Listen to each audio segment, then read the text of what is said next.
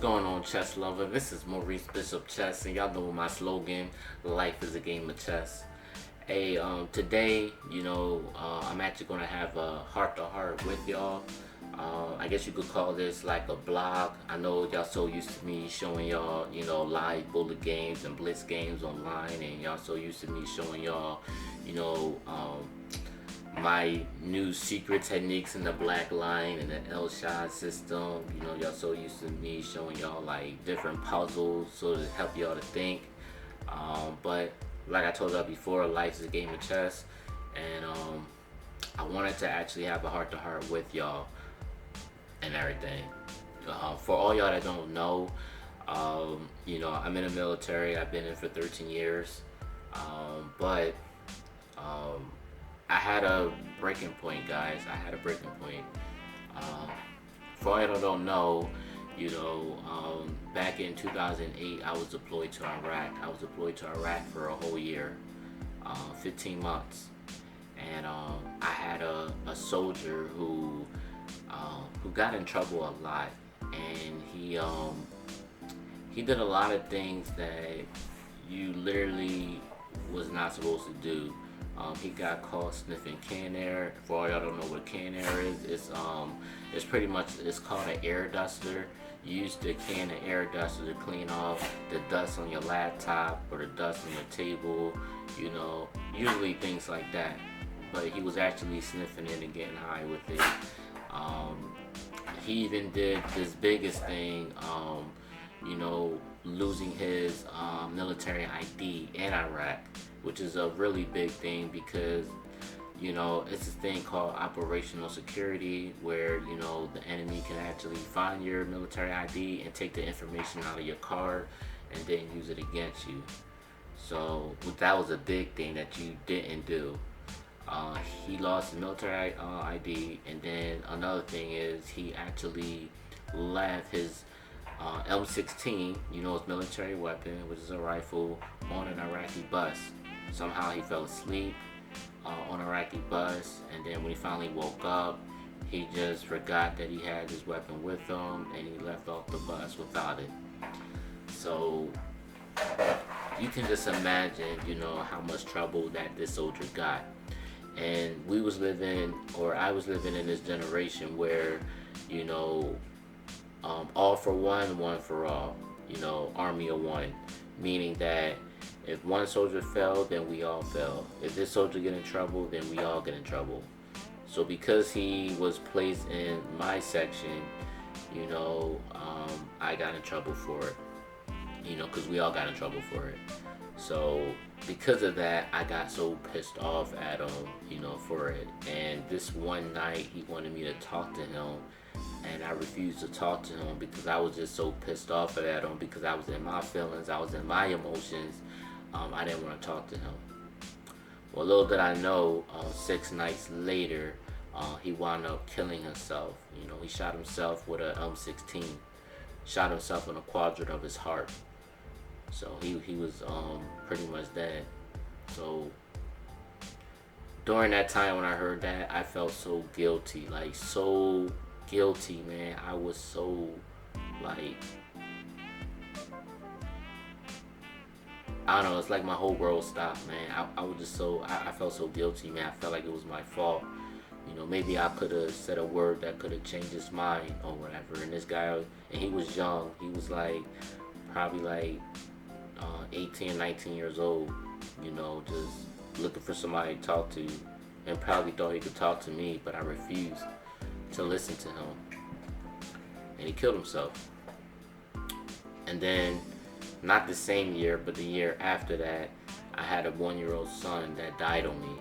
And to make matters worse, I had a baby mama who was a pothead who didn't even tell me that my son died until 6 months later. Oh, how did that happen? Well, after I got back from Iraq or whatever, I came back in the States. I was looking for her, couldn't find her. I couldn't call her. Her number was unavailable. I guess she had a new number or something.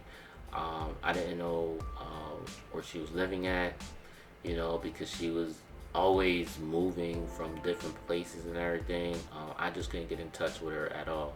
I even Skyped her, that well, I didn't Skype her that I was going back in the States, because that was something that we couldn't do. We couldn't give that information out in Iraq. That was something that we couldn't do.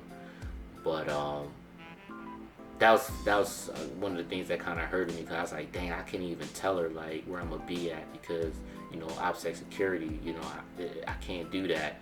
But when I got back, I was like literally trying to like search for her and things like that, and I couldn't find her.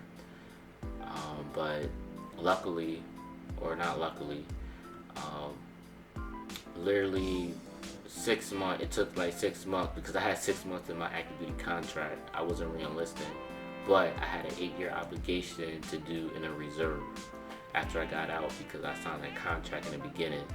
It's one of those missing paperwork that nobody tell you about, but you just sign it, you know. So I actually drove from Texas to Philly and everything, and when I did that, probably like 3 months later, that's when I got a call from her, and she told me that my son died. I was like, okay. So like any other man, we're thinking like she's lying, or we'll think she's lying. So I did my due diligence of contacting Vital Records, in Austin, Texas. Luckily, I had the information of my son. I actually knew. I don't even know how I remember it, but I remembered it. And one of the knows, man.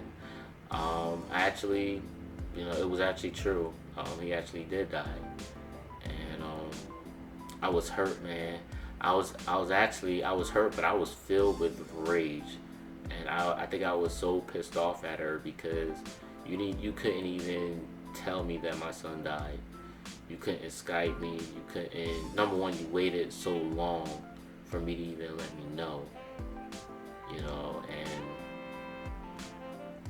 And man, I think mixed with the guilt that I had when the soldier killed himself, and then my son dying on me, and then on top of that, that same year, in 2000, that same year, I found out that I had a really good friend of mine who I always called my brother. He died from a heart attack or whatever, and that was probably the only closest brother that I knew that I could actually share everything with. Like, I've never shared anything like deep or anything like so personal with anybody. He was the only person that I shared that type of personal time, that I actually spoke that personal things with, and he died on me. So it was crazy, man. And then even my best friend died from a drive-by shooting. That was another thing too. So it was, I was reckless, guys. I was so reckless. I was depressed. I was suicidal. I tried killing myself, but it didn't work. Um, Even when I came back from Iraq, I wound up being homeless. Somewhere along the way, before I was homeless, I was with a female or whatever, and I think she loved me, but I didn't love her. I just didn't think that she was for me and everything. And she got so pissed off at me that she sent one of her family members who was in jail for attempted murder to come out to try to kill me. So I pretty much was on a run, and I became homeless. I was living in my car. My parents kicked me out at the time because they thought I was bringing so much trouble in the home. I was out on the streets, trying to survive and everything. But the point that I'm making is, as y'all can see now, everything that I'm telling y'all, as y'all can see now, I'm in a home. I have a wife that loves me. I have a 12-year-old son that, that's with me, loves me, and I'm in a better environment. I'm still in the military, active duty now,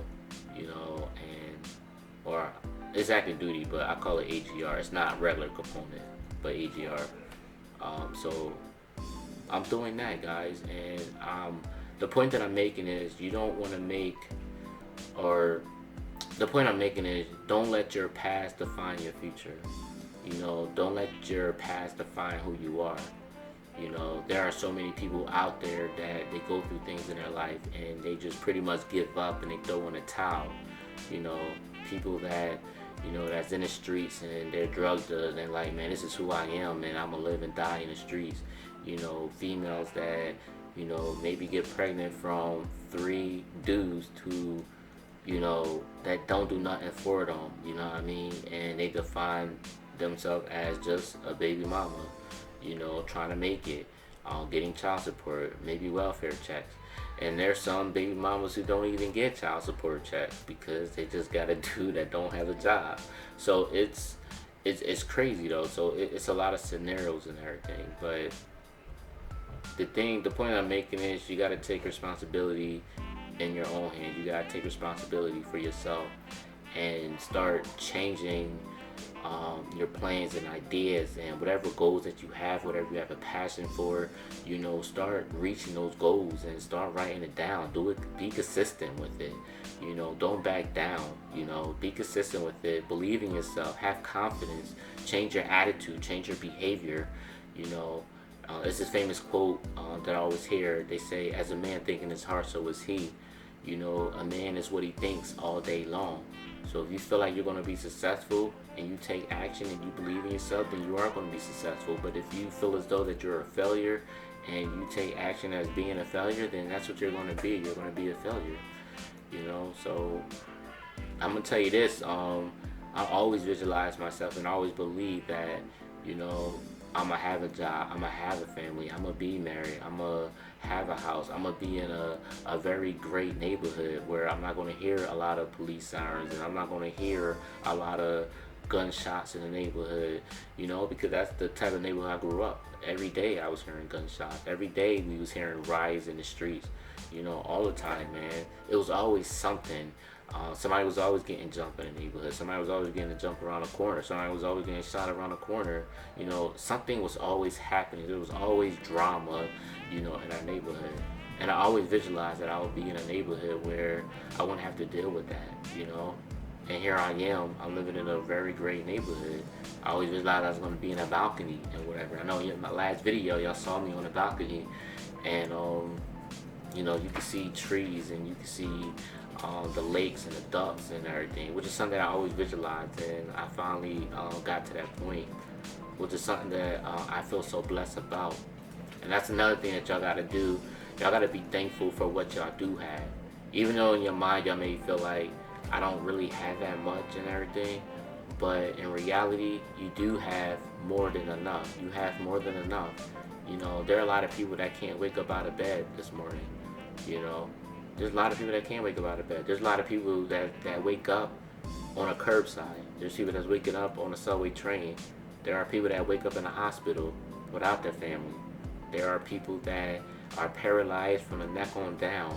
There are people that are blind. There are people that are homeless and waiting for the next meal. Don't know where they're going to get their next meal at. There are females out here that they're in an abusive relationship and still trying to figure out how they're going to get out of it. There's a lot of scenarios where, things could get worse for you, but it's not. You're still here, you're still breathing. Speaking of breathing, there's people that have a hard time breathing. Reality, there's people that have a hard time breathing. There's people that got heart problems. So you got a lot to be thankful for. You may not feel like you're blessed or whatever. In reality, you are very blessed. But again, you are the master of your ship. You are the master of your own fate. Nobody is controlling your mind. Nobody is controlling your feelings and emotions. Nobody is controlling your body. You have a choice and you have a decision to make. And if you want to be happy, then you will be happy. But you don't just think about it. You gotta feel it and you gotta take action or whatever. When you feel it and believe in yourself and have the confidence and you take action, that's when you can really change your environment around you. You can really change, exactly what you want to do, but you have to be consistent with it. I'll be lying to you if I said that, it's easy, because this road is not easy at all. But if you push yourself and be consistent, you can reach your goals. You know, even if you have a goal of, you have a financial goal or you have a physical goal. Maybe you want to lose weight or whatever. Maybe you want to make $10 per month, or you know, maybe you just want a different career plan or whatever. Or maybe you want to get promoted. Maybe you want a better relationship with your girlfriend or boyfriend, or maybe you want a better relationship in your marriage. Whatever the case may be, you know, you are the master of your shit. You are the master of your own fate. And if you want to really make something work, you can actually make it work. But you just have to be consistent with it, you know, and take action, you know. So that's what I believe within myself. Because I'm gonna tell you this: as far as my marriage wasn't perfect at all. Man, I got some stories for y'all, man. My marriage was not perfect at all. You know, I don't know how many times I had the cops called, you know, because of my wife or because of what I've done. So it's not just my wife, but it was me too. It was both of us. You know, we was out there, man. You know, it wasn't perfect, but you know, it's crazy because we've been married for 9 years now. You know, from the first year of our marriage, it was horrible. The first few years in our marriage, it was horrible. And you know, I was doing everything, man. I was trying to divorce. I probably tried to divorce like 6, 7 times, guys. Literally, tried to divorce 6 or 7 times and everything, and it just never happened. But yet, you know, we're still here together. We love each other, and you know, she's been supporting me. I've been supporting her. You know, we just been really compromising and working together as a team. You know, really communicating better. So it's people used to always say it's 50-50, but it's actually 100-100. You know, if you give 100%, then your spouse should give 100% as well. You know, to me, 50-50 is kind of like a lazy percentage because you're giving half of the work in your marriage. So, but if you give 100%, your spouse give you 100%, then that's when you really make everything work. So that's just a little marriage, little talk to talk with y'all. But yeah, guys. But yeah, man, I just wanted to talk to y'all, man. I don't know exactly what y'all going through or whatever, things like that. But I just wanted to put this out here. I know a lot of y'all, you know, y'all enjoy my YouTube channel, you know, my chess, teaching chess. I have a passion for it. You know, I love teaching people. For all y'all that's been asking me, you know, do I coach and everything? I do coach and everything. And if anybody want to be coached, you know, and you want me to give y'all private instruction, you know, definitely hit me up. You know, my email is lifeisagameofchess32@gmail.com. Again, lifeisagameofchess32@gmail.com. So, but yes, guys, I love teaching. I love giving y'all new content in my channel. You know, not only do I love teaching chess, but I love motivating others, and I love sharing my testimony with y'all because I know a lot of times people look at chess, but you know, at the same time, I look at y'all as human beings because y'all do go through stuff as well. So I wanted to, you know, really put myself out there and to tell y'all, you know, that, you know, whatever it is that y'all going through, y'all need to talk. Like, I'm here for y'all. I don't know if any other YouTubers are doing that, but if nobody is doing that, then I'll be the first person to say that I am here for y'all. And if y'all want to talk or whatever, I'm here for y'all. I have no problem talking to y'all. And like I tell y'all anytime, I always tell y'all, if y'all have any other questions, and it don't even gotta be chess, man. It could be outside of chess. If y'all have any other questions, like, just hit me up, you know, talk to me.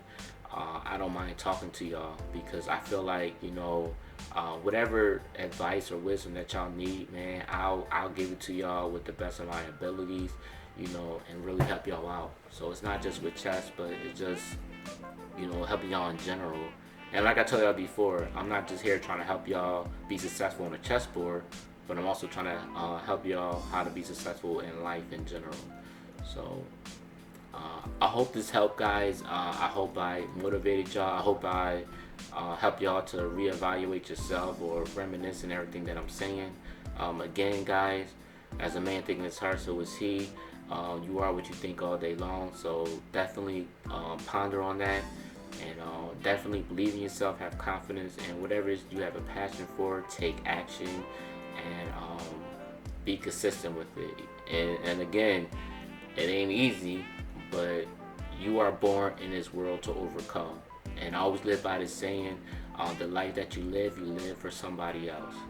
You know, the life that you live for somebody else. So always remember that as well. So I hope this helped, man. And again, guys, I'm gonna say this again. I'm here for y'all. Whatever y'all want to talk about, whatever questions, whatever content y'all want me to upload, I'll do that. Whatever questions, even if it's outside of chess, guys, whatever it is that y'all want me to put out, I will put it out. I will upload it. I'll talk about whatever it is that y'all want me to talk about. Again, I'm here for y'all. This is what I love to do. I love talking to y'all. Um, to me, this is where I find my meaning and everything. This is just something that I love. So again, hit me up. If y'all seeing this content for the first time, please turn on your notification bell on so that you can get more amazing and great content. And also, guys, don't forget to hit the subscribe button. And until then, I'll see y'all next time. Alright, guys. Peace.